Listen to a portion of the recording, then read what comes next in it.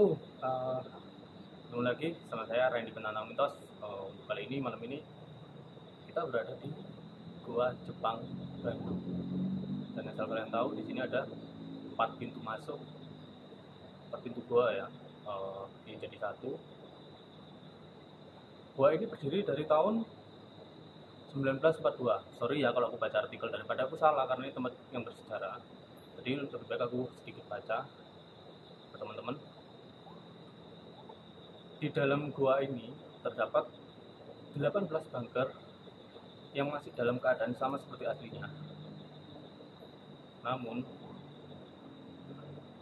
gua ini dibangun oleh rakyat Indonesia yang dikerja paksa oleh tentara Jepang, atau bisa dibilang kerja romusa. Kalian pasti ingat pelajaran waktu sekolah dulu. Jadi, nggak usah lama-lama, lanjut ceritanya di dalam sambil jalan. Let's go. Oke, jadi malam ini jalan masih ada di kota Bandung, ya kan? Kita bakal memasukin salah satu di mana ini tempat yang cukup bersejarah ya, yaitu Gua Jepang. Saya lihat sendiri, bentar ya. Nah di sini ada beberapa pintu, yaitu ada 4 pintu untuk memasuki gua tersebut. Nah bisa dilihat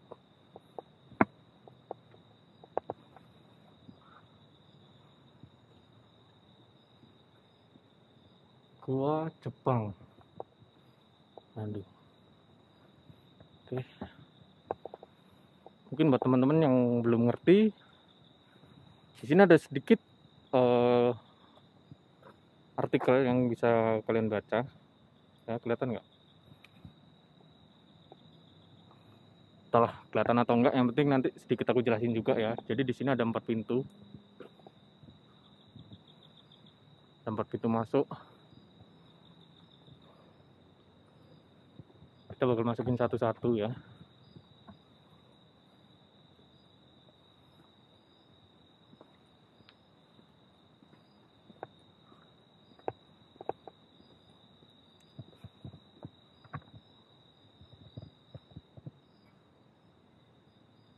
Halo, assalamualaikum.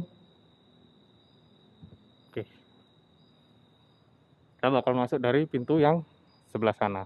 Seperti biasa, aku di sini sendirian, jalan sendiri, dan bakal gantian masuk dengan cara estafet ya. Oke, langsung aja kita masuk ke pintu yang pertama ya. Entah yang pertama yang mana, yang jelas di sini ada 4 pintu.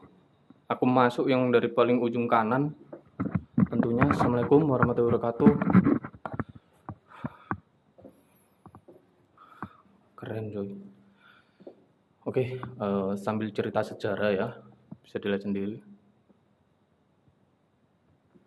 Sambil sedikit cerita sejarah ntar.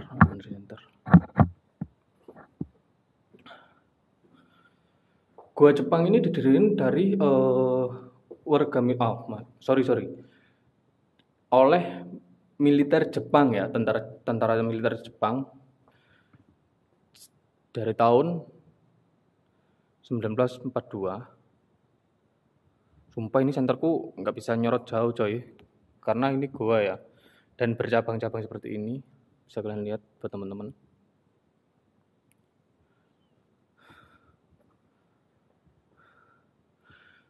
Dan konon katanya di sini nih ada 4 kamar yang digunakan untuk para panglima Jepang. Jadi mungkin setiap salah satu pintu ini adalah menuju kamar ya, mungkin ya. Assalamualaikum.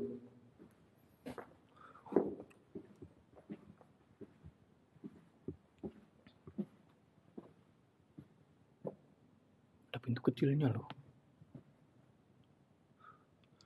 Aku nggak mungkin masuk yang sebelah sini dulu ya. Mungkin aku jalannya yang normal-normal ini aja dulu.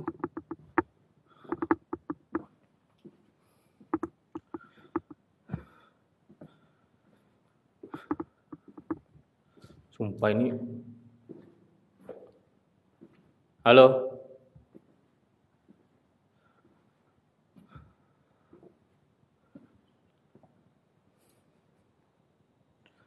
Dindingnya masih bisa dilihat, jadi ini masih benar-benar murni galian ya. Bisa dilihat murni galian karena sampai sekarang tidak disemen bahkan atau direnovasi seperti yang biasanya. Tapi tempat ini tidak terlalu lama karena dikerjakan selama hanya 3 tahun. Dan ini dibahas secara manual loh. Dari tahun 1942. Halo? Wih, kelawar bikin kaget. Dari tahun 1942 sampai 1945. Dan ketika Jepang kalah, pembangunan GOR ditinggalkan begitu aja. Jadi sebenarnya ini pembangunan belum selesai ya buat teman-teman ya. Ntar, belok sini lagi. Jadi pembangunan ini sebelumnya belum selesai, tapi karena 1945 telah dinyatakan bahwa Indonesia merdeka, itu akhirnya pembangunan ini tidak diterusin. Allahu Akbar. Halo?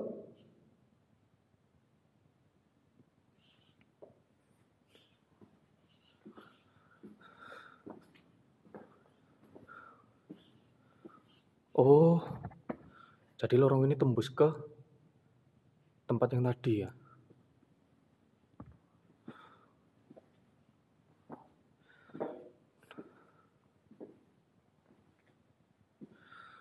Gua Jepang ini kembali ditemukan itu tapi tahun 1965 lengkap dengan seluruh isinya dan luas keseluruhan sekitar 550 meter dari pintu masuk goa ke dalam paling ujung kurang lebih 65 meter.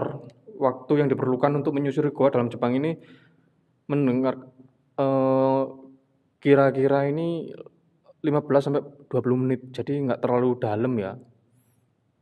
Karena memang 550 meter, hampir 600 meter itu, Allahu Akbar, kelelawar ini sumpah, gak terlalu dalam. Oke, aku coba pakai senter yang, nah, mungkin kayak gini jelas ya. Bisa dilihat sendiri.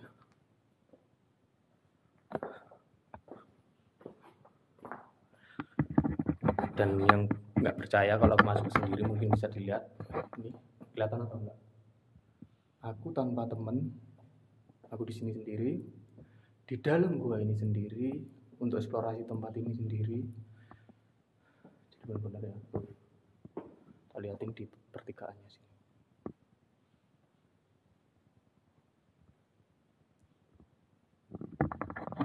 Bayangin ya, gua ini dibangun oleh rakyat Indonesia yang dulu sempat dikerja paksa atau bisa dibilang kerja romusa ya dalam masa penjajahan Jepang. Kalau kerja rodi itu Belanda ya. Tapi kalau waktu penjajahan Jepang itu kerja romusa. Mungkin kayak gini nih dijadiin kamar ya, karena dari artikel yang aku baca itu adalah sempat dijadikan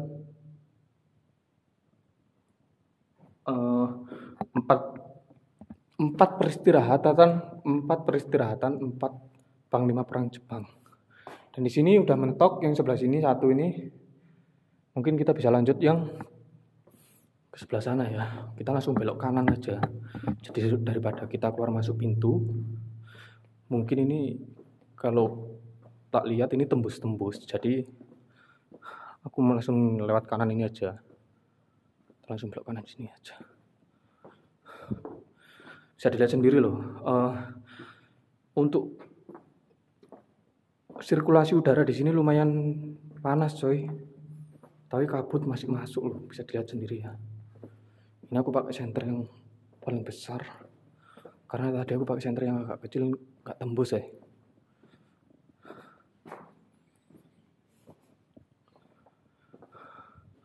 Oh iya, jadi buat teman-teman, jangan salah, tempat ini udah jadi tempat wisata ya. Nah, itu bisa dilihat ujung itu adalah bibir pintu juga, bibir gua juga. Jadi ini kelihatannya yang kedua. Halo, Assalamualaikum. Jangan bilang ada ular ya. Ini aku ngecium bau-baunya ular soalnya. Agak pusing, tiba-tiba agak pusing aku. Karena gini coy, kenapa aku ngomong tiba-tiba cium bau ular? Mungkin teman-teman sebagian pernah ketemu sama ular toh, tiba-tiba lihat ular atau kayak gimana. Aduh, ya Allah. Itu ada sedikit bau-bau kayak amis, kayak arus gitu loh. Itu udah pasti di sekitar itu pasti ada ularnya. Nah ini bibir pintu yang ketiga, sorry. Dan ini oke. Jadi memang benar ya. Ada 4 lubang, berarti benar jadi 4 kamar Panglima Perang Jepang. Nah, bisa dilihat sendiri loh. Oke, kita coba lihat naik ke sini. Oh, wow, Akbar. Aksesnya tuh.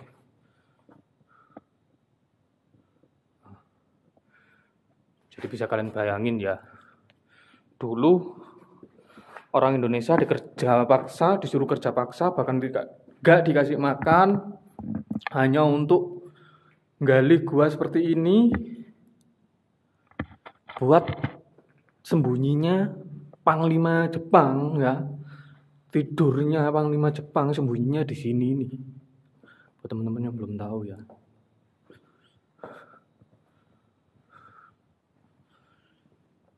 Kita mentok ke sana coba. Asli ini fik udah ini bau ular lagi ya.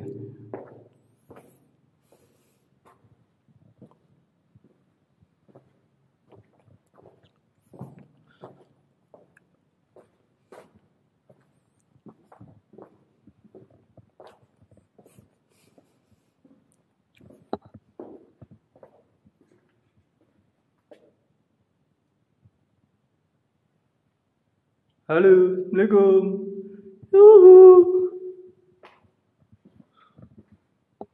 Karena tadi sore habis hujan.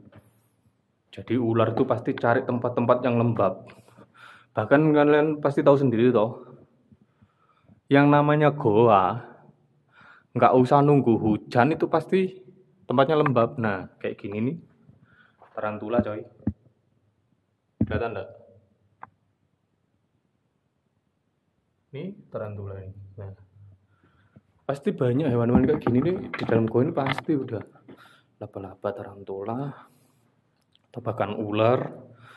Karena udah habitatnya hewan-hewan kayak gini. Allahu Akbar. Kelawar koclok. Bolok ini kelawar iki.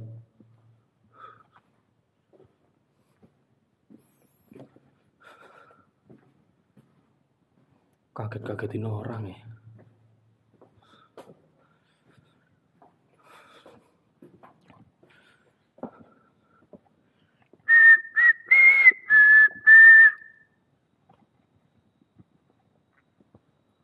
Oke, kita coba masuk ke lorong-lorong yang agak ke depan ya.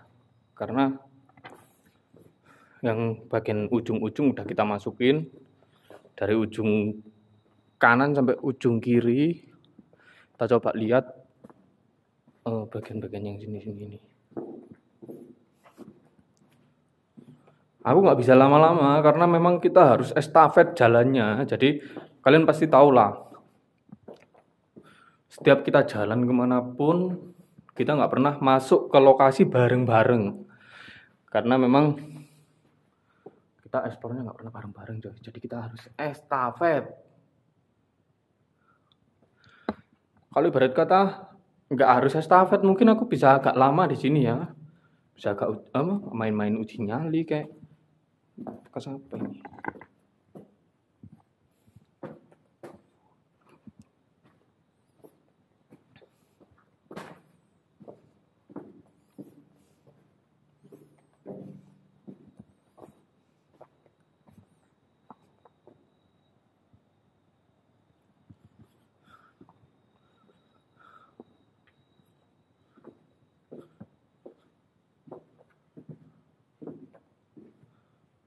Keren nggak sih menurut kalian?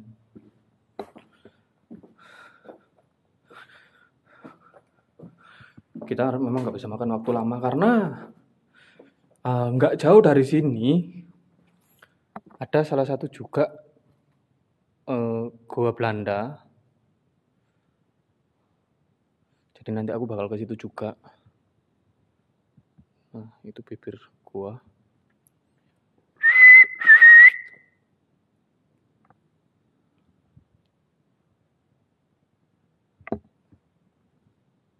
Yuhu. Halo. Oke, jadi biar nggak penasaran lah kalian ya kan. Nah, oke, kita lanjut ya sambil jalan-jalan. Aku baru coba dengan posisi kamera seperti ini ya. Halo? Kita liatin belakang.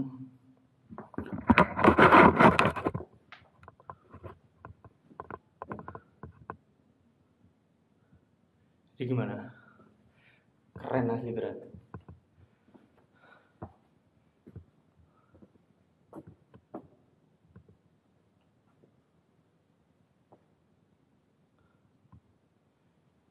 Bayangin malam-malam ada di dalam gua sendirian. Rasanya nikmat coy. Ini yang bener-bener dibilang ketenangan itu ya ini. Aku ngerasa tenang tuh kalau kayak gini nih. Lagi explore, jalan-jalan kayak gini, itu aku bener-bener ngerasain tenang. Karena setiap orang itu pasti punya masalah, ya toh? Di hidupnya itu pasti punya masalah. Nggak ada orang nggak punya masalah, itu nggak ada. Dan setiap orang pasti butuh ketenangan, ya kan? Mungkin buat teman-teman cara menenangin diri itu pasti beda-beda. Kalau aku sih ngerasa tenang ketika kayak gini nih. Asli keren.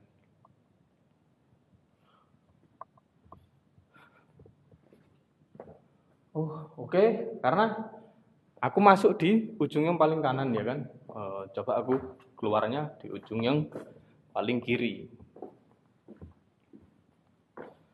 Sebenarnya aku udah kangen pengen live, namun harap maklum lah, bulan Ramadan aku nggak mungkin live. Meskipun konten kita ini bukan cari setan, tapi seenggaknya kita menghargai lah. Mending kita ngevlog, tetap jalan sendiri kayak gini, di lokasi sendiri bisa dilihat tuh. Lokasi malam-malam sendiri, belakang pun nggak ada orang.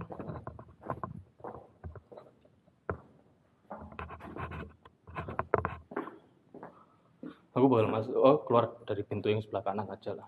Sebelah kiri, sorry. Karena aku mau masuk pintu di sebelah kanan tadi.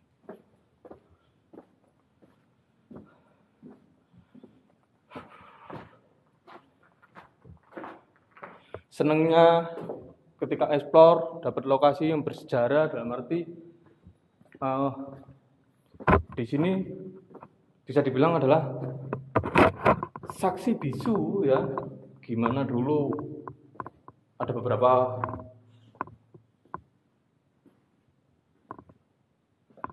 rakyat Indonesia itu yang jadi korban dari kekejian waktu zaman penjajahan, gara-gara terlalu nyaman coy sampai kelewatan ternyata pintunya yang paling ujung sebelah ini. Astagfirullahaladzim. Tuh bisa dilihat ujung itu udah bibirnya udah. Jadi aku nggak bakal lama-lama, kita bakal keluar dan nanti kita bakal lanjut lagi ke lokasi kedua, yaitu Goa Belanda yang jaraknya itu sekitar 1 kilo dari sini. Itu ditempuh dengan jalan kaki ya buat teman-teman, jadi jangan kemana-mana lah intinya.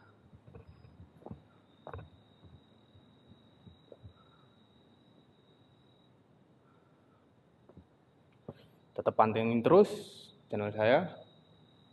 Dan jangan lupa ya, yang belum subscribe dulu, yang belum komen langsung komen, share, and like kalian.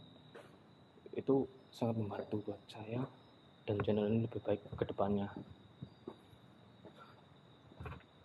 Oke. Jadi bisa dilihat sendiri. Jadi langsung aja, mungkin malam ini cukup sampai sini dulu. Saya mohon maaf kalau ada salah kata, ada salah penyampaian di dalam tadi. Tapi kita bakal ketemu lagi di lokasi yang berikutnya. Malam ini sampai sini dulu. Saya Randy Penantang, mitos pamit undur diri. Wassalamualaikum warahmatullahi wabarakatuh.